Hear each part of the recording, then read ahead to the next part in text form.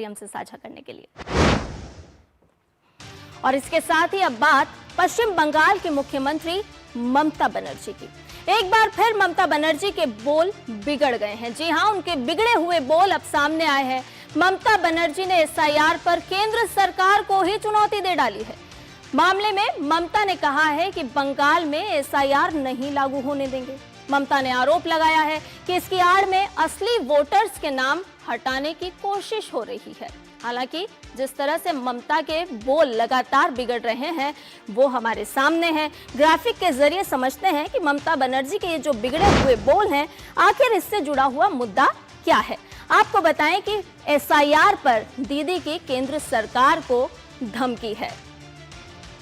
जी हां, पश्चिम बंगाल में लागू नहीं होगा एसआईआर, ये ममता दीदी कह रही हैं। उनका कहना है कि एसआईआर पश्चिम बंगाल में हम किसी भी सूरत में लागू नहीं होने देंगे और उसी को लेकर के तल्ख टिप्पणी करती हुई ममता बनर्जी लगातार नजर आ रही हैं। ममता बनर्जी ने कहा है कि पश्चिम बंगाल अलग है। अब कैसे अलग है ये शायद ममता बनर्जी ही बता पाएंगी, क्योंकि पश्चिम बंगाल अलग कैसे हो सकता है। एसआईआर की आड़ में वोटर्स के नाम हटाए जा रहे हैं, ये भी आरोप है ममता बनर्जी का। वो कह रही हैं कि एसआईआर पर केंद्र सरकार को तल्ख टिप्पणी करते हुए ममता बनर्जी नजर आ रही हैं। हालांकि ममता बनर्जी जिस तरह से अपने बिगड़े हुए बोल के नाम से जानी जाती हैं, तो एक बार फिर उनके बोल बिगड़े हैं। इस पर भारतीय जनता पार्टी ने पलटवार किया है। जी हां, भारतीय जनता पार्टी ने क्या कुछ कहा है वो भी देख लीजिए। ममता बनर्जी सचिवालय में बैठकर धमकी दे रही हैं। ये बात है भारतीय जनता पार्टी की तरफ से संवैधानिक संस्थाओं को बदनाम करने की कोशिश की जा रही है।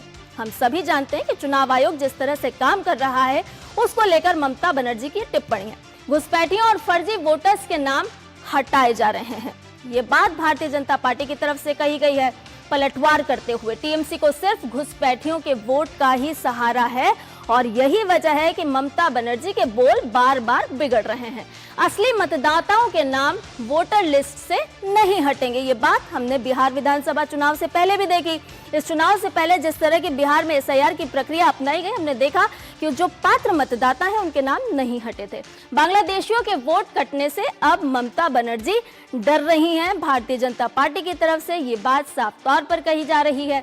आम जनता को कोई समस्या इससे नहीं है, तो हमने पहले भी देखा कि आम जनता को इससे कोई परेशानी नहीं है। अब इस पूरे मामले पर भारतीय जनता पार्टी के नेता दिलीप घोष ने क्या कुछ कहा है, आपको सुनवाते हैं। जो ओरिजिनल वोटर है, यहाँ के रेसिडेंट्स हैं, उनका नाम क्यों बात जाए, लेकिन जो बांग्लादेशी घुसपैठिया हैं उनका तो नाम बात जाना ही है और इसीलिए एसआईआर हो रहा है। और निश्चित जान लीजिए उसके साथ साथ जो और फर्जी वोटर है, दूसरी जगह नाम है, यहाँ भी है, डबल है, किसी का डेथ हो गया उसका नाम है, इस सब तो छटाई होना, ये तो सिस्टम है। और इसीलिए एसआईआर हो रही है। डर क्यों रहे हैं आप? हर 20-25 साल में होता है और एक प्रोसीड्योर हो रहा है, लेकिन आपको डर है कि आपने जो बांग्लादेश से बुला कर लोगों को वोटर बनाया यहाँ, ये भी छट जाएंगे। और इस खबर पर शैलेंद्र मिश्र हमारे साथ जुड़ गए हैं। शैलेंद्र, अभी हम जिस तरह से अपने दर्शकों को सुनवा रहे थे और कहा भी जा रहा है बंगाल में भारतीय जनता पार्टी की तरफ से कि ये एसआईआर की जो प्रक्रिया है ये इलेक्शन कमीशन अपनाता रहा है, ऐसे में ममता दीदी को आखिर दिक्कत क्या है? वाकई में क्या घुसपैठियों का डर अब ममता बनर्जी को सता रहा है? देखिए, ममता बनर्जी जो पश्चिम बंगाल की मुख्यमंत्री हैं, टीएमसी की सर्वे सर्वा हैं, उन्हें ये बात समझनी चाहिए कि केंद्र सरकार के किसी फैसले का विरोध करना और तमाम उन निर्णयों का विरोध करना जो केंद्र सरकार द्वारा लिया जाता है, वो अलग बात है। अब उससे आगे आकर संवैधानिक संस्था इलेक्शन कमीशन अगर एसआईआर कराती है पश्चिम बंगाल में, तो उस पर ये कहना कि नहीं होने देंगे और जिस तरह की भाषा का इस्तेमाल उन्होंने किया है, तो ममता बनर्जी को ये बात समझनी चाहिए कि वो किसी संगठन की मुखिया नहीं है, वो एक राज्य की मुख्यमंत्री हैं, एक प्रदेश के मुखिया हैं। तो ऐसे में इस तरह की भाषा कहाँ तक हो चुका है। दूसरी बात यह है कि हम जानते हैं कि पश्चिम बंगाल और असम दो ऐसे राज्य हैं जहाँ पर बांग्लादेश से इनकी सीमा सबसे ज़्यादा लगती है और वहाँ बांग्लादेशी घुसपैठियों की समस्या इतनी एक तरह से कहें ये मुद्दा आज का नहीं है, दशकों से ये बात सामने आती रही है कि बांग्लादेशी घुसपैठी यहाँ पर रह रहे हैं, ये भी दावा किया जाता रहा है कि उसमें बहुत सारे लोग मतदाता बन गए हैं अवैध तरीकों से। तो अगर ये प्रक्रिया अपनाई जाती है और बांग्लादेशी घुसपैठी रोहिंग्या अगर मतदाता बन गए हैं कुछ इलाकों में, तो फिर अगर उनके नाम हटाए जाएं तो दिक्कत क्या है। दूसरी बात यह है कि इस तरह से धमकी देना कि बहुत कुछ हो जाएगा, जो कल उन्होंने बयान दिया, ये किसी मुख्यमंत्री को बिल्कुल शोभा नहीं देता। आखिर ममता बनर्जी कहना क्या चाहती है? क्या वो अराजकता की बात करती हैं? क्योंकि हमने हाल ही में देखा है कि एक ट्राइबल सांसद खगेन मुर्मू पर जिस तरह से कुछ लोगों ने हमला किया और एक विधायक पर हमला हुआ, इससे पहले भी आप देखें कि एक फहरिस्त रही है बीजेपी के नेताओं पर हमले की। दिलीप घोष, जिनकी आपने अभी बाइट सुनाई, इन पर भी किस तरह से उनको घेर कर हमला किया गया था, वो तस्वीरें भी हैं। जेपी नड्डा जो बीजेपी के राष्ट्रीय अध्यक्ष हैं, उन पर भी हमले का प्रयास हुआ था पश्चिम बंगाल में।